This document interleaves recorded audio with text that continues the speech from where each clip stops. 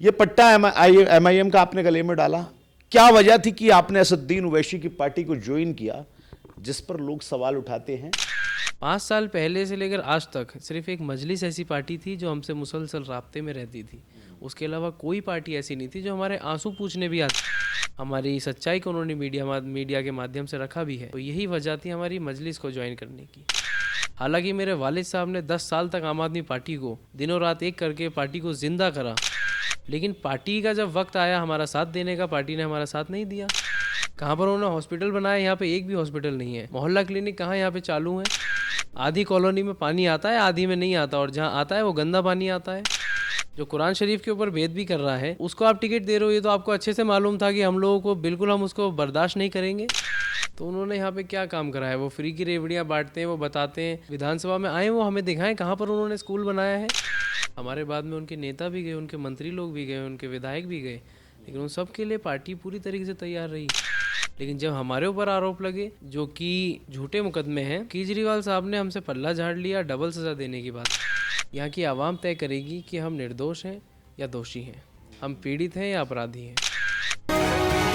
दिल्ली दंगे याद हैं आपको?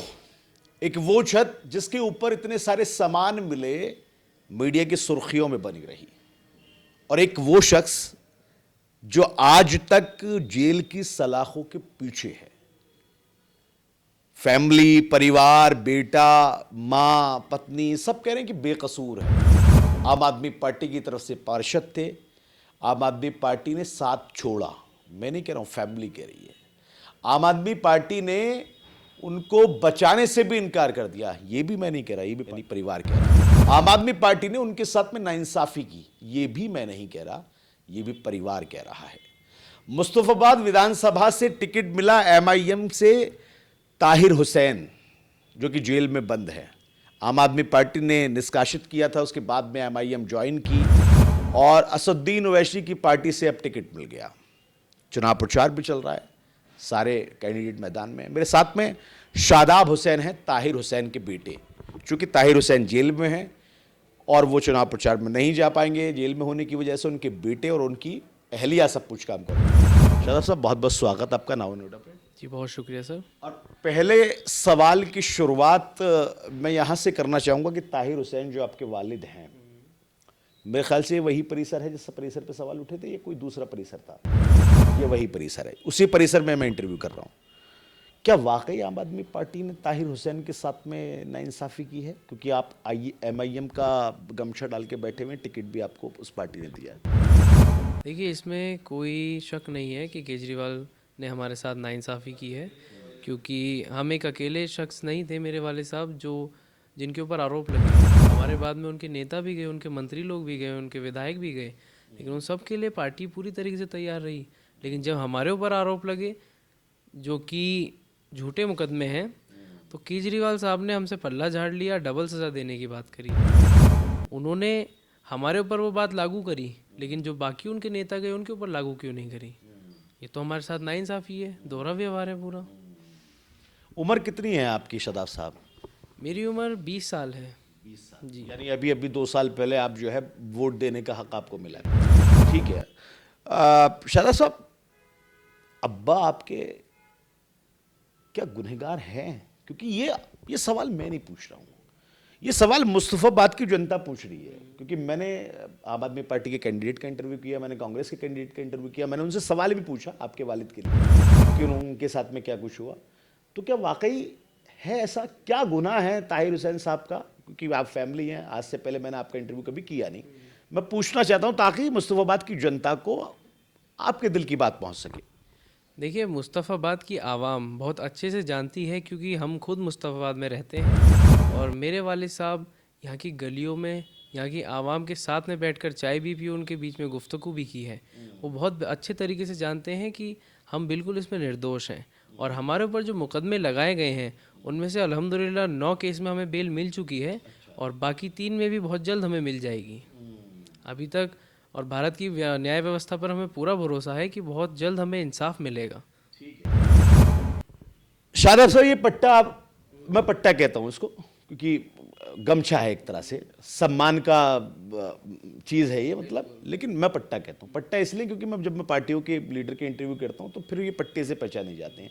बुरा शब्द नहीं है, बुरा मत मानिएगा। ये पट्टा MIM का आपने गले में डाला, क्या वजह थी कि आपने असदुद्दीन ओवैसी की पार्टी को ज्वाइन किया, जिस पर लोग सवाल उठाते हैं असदुद्दीन ओवैसी, अकबरुद्दीन ओवैसी पर? ऐसी क्या वजह जो आपने इसको ज्वाइन किया, कांग्रेस या और बाकी पार्टियां क्यों नहीं? देखिए, एक मजलिस और ओवैसी साहब ही एक ऐसे वाहिद शख्स हैं जो मजलूमीन के साथ में खड़े रहते हैं। जब से हमारे घर पे वो हादसा हुआ था मेरे वालिद साहब के जेल जाने के बाद, यानी कि 5 साल पहले, 5 साल पहले से लेकर आज तक सिर्फ एक मजलिस ऐसी पार्टी थी जो हमसे मुसलसल राब्ते में रहती थी। उसके अलावा कोई पार्टी ऐसी नहीं थी जो हमारे आंसू पूछने भी आती थी। हालांकि मेरे वालिद साहब ने 10 साल तक आम आदमी पार्टी को यहाँ मुस्तफाबाद विधानसभा में मेहनत कर कर दिनों रात एक करके पार्टी को ज़िंदा करा, लेकिन पार्टी का जब वक्त आया हमारा साथ देने का, पार्टी ने हमारा साथ नहीं दिया। वो भी हमारे आंसू पोंछने के लिए कोई नेता नहीं आया। सिर्फ मजलिस ही ऐसी एक पार्टी थी जो हमारा इसमें साथ दी, और अभी भी उन्होंने दिया है। हमारी सच्चाई को उन्होंने मीडिया के माध्यम से रखा भी है। तो यही वजह थी हमारी मजलिस को ज्वाइन करने की। लग रहा है आपको कि मुस्तफाबाद की जनता आप पे भरोसा कर पाएगी, वालिद साहब पे? क्योंकि वालिद साहब तो जेल के अंदर हैं, आप और आपकी वालदा जो हैं, जो मम्मी हैं, वो चुनाव प्रचार कर रहे हैं, लोगों से मिल रहे हैं, तो भरोसा करेगी मुस्तफाबाद की जनता? बिल्कुल, मुस्तफाबाद की आवाम का भी ये चाहना था कि हम मजलिस के चुनाव चिन्ह से यहाँ पे चुनाव लड़ें, और हमें जो चुनाव लड़ने को कहा गया है वो हमारे इलाके के जितने भी जिम्मेदार लोग हैं वो सब हमारे पास आए थे, और उन्होंने बोला था कि आप इस चुनाव में पार्टिसिपेट करें, मेरे वालिद साहब।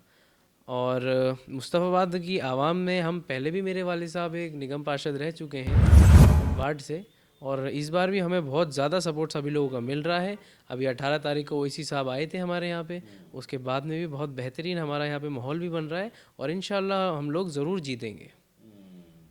अच्छा शादाब भाई, एक बात और बताइए, अरविंद केजरीवाल को आप कैसे देखते हैं? क्योंकि अरविंद केजरीवाल बार बार ये वादे करते हैं, भाषणों में कहते हैं, स्पीचेसों में कहते हैं कि उनके लिए जो है लोकतंत्र, संविधान सबसे ऊपर है, हिंदू मुस्लिम सिख ईसाई जाति पाति की बातें बाद में आती हैं। और अभी हालिया में आपको एक मामला भी पता होगा कि महरौली से इसको टिकट दिया गया, जिस पे इल्ज़ाम थे कि कुरान पाक की जो है इसने तौहीन की है, तो उसका अब उन्होंने खुद जो है चुनाव न लड़ने का ऐलान किया। तो पूरे वाकयों को, अरविंद केजरीवाल को आप कैसे देखते हैं? एक सवाल इसलिए कर रहा हूँ क्योंकि दोनों चीज़ें आप आपस में जुड़ी हुई हैं। होना चाहिए इस मामले में सवाल।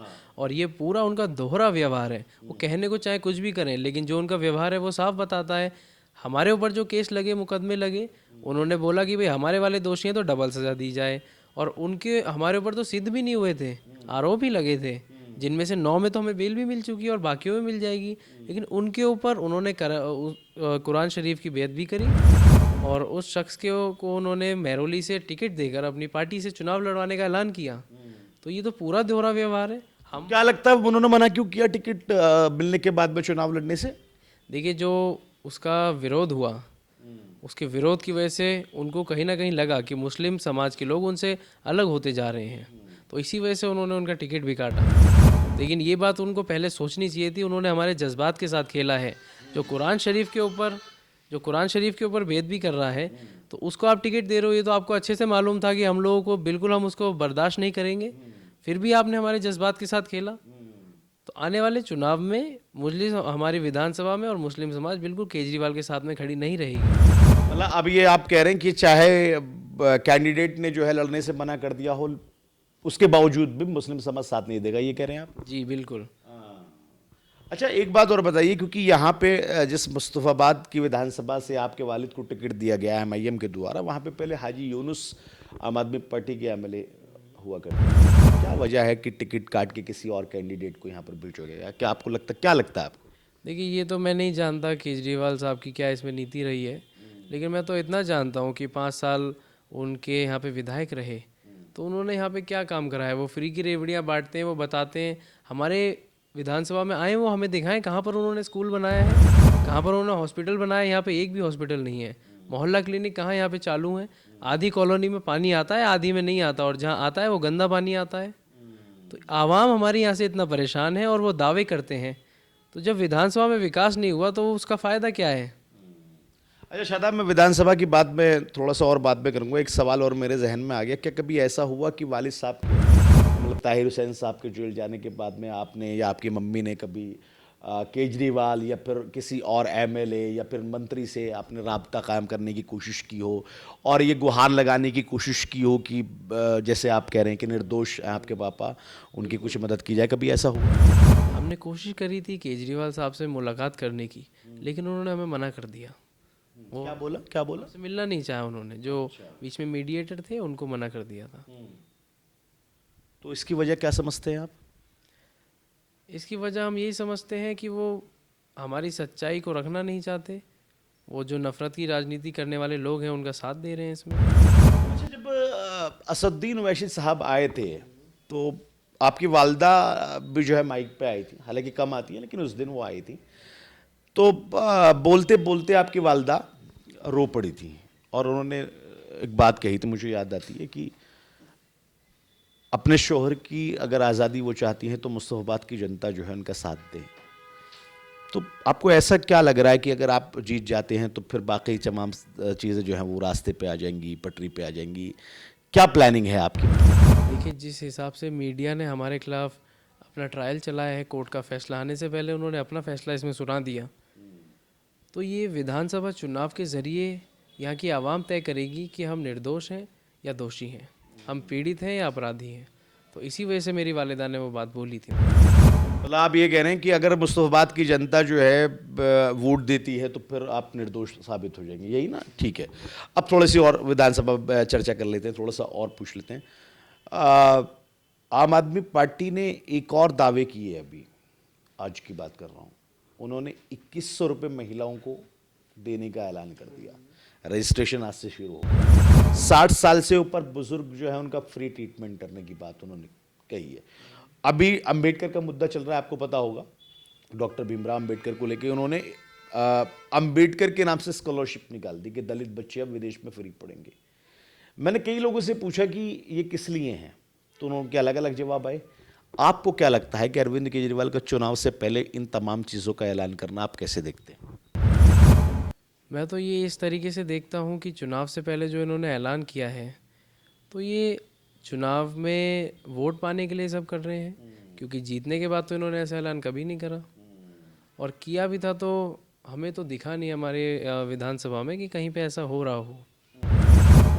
अच्छा, एक पोस्टर और लग रहा है अरविंद केजरीवाल की पार्टी का, और अरविंद केजरीवाल का चारों तरफ से वो पोस्टर पर लिखा हुआ है कि भाई हो तो केजरीवाल जैसा।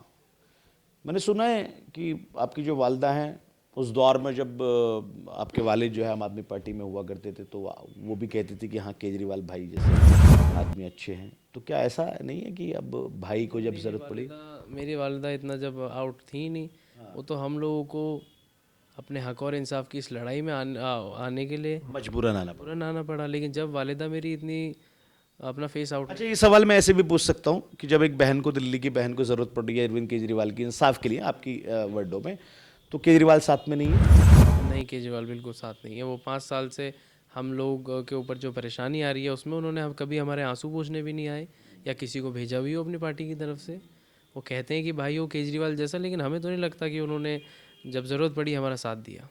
अच्छा, आप बीजेपी और कांग्रेस को कैसे देखते हैं आप? क्योंकि मैदान में तो वो भी हैं आपके सामने, आम आदमी पार्टी नहीं, कांग्रेस की तरफ से भी कैंडिडेट है और बीजेपी की तरफ से भी कैंडिडेट है, उनको कैसे देखते हैं? इस बार आवाम ने फैसला कर लिया है और वो मजलिस को ही यहाँ से जिताएंगे। सभी लोगों का सपोर्ट भी हमें मिलता जा रहा है और इंशाल्लाह हम लोग ज़रूर जीतेंगे। क्या पैगाम देना चाहेंगे मुस्तफ़ाबाद की जनता को? आखिरी सवाल।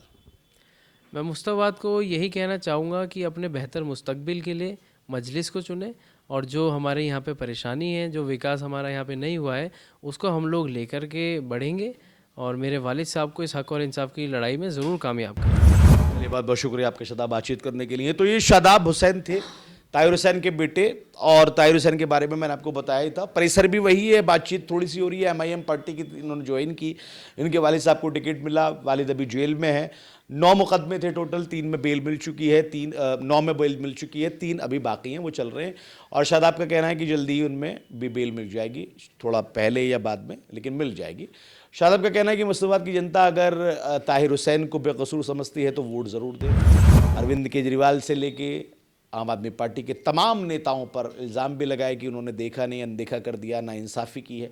जो बात बाहर मुस्तफ़ाबाद की जनता में घूम रही है वही बात शादाब बार बार कहते हुए नज़र आ रहे हैं। देखना होगा कि मुस्तफ़ाबाद की जनता अब ताहिर हुसैन पर भरोसा करती है या नहीं करती है, क्योंकि जिस परिसर में मैं बैठ के इंटरव्यू कर रहा हूँ ये वही परिसर है जो लगातार सुर्खियों में रहा और बड़े बड़े मीडिया चैनल्स, बड़े बड़े पत्रकार यहाँ पर आके जो है इस परिसर को बड़ी बारीकी से दिखा रहे थे। उसी परिसर में बैठ के मैं आज ये इंटरव्यू कर रहा हूँ। विधानसभा चुनाव दिल्ली का बिगुल तो बज ही चुका है और बिगुल के साथ साथ अब लड़ाइयाँ कई तरह की देखने को मिल रही हैं। आम आदमी पार्टी ने माहिरुल से इनको टिकट दिया था, उन्होंने चुनाव लड़ने से इनकार कर दिया। शादाब ने कहा कि मुस्लिम विरोधी है केजरीवाल। देखना होगा कि दिल्ली की जनता अब किसको चुनती है। मुस्तफाबाद से नौ नोएडा के लिए अफी हिंदुस्तानी।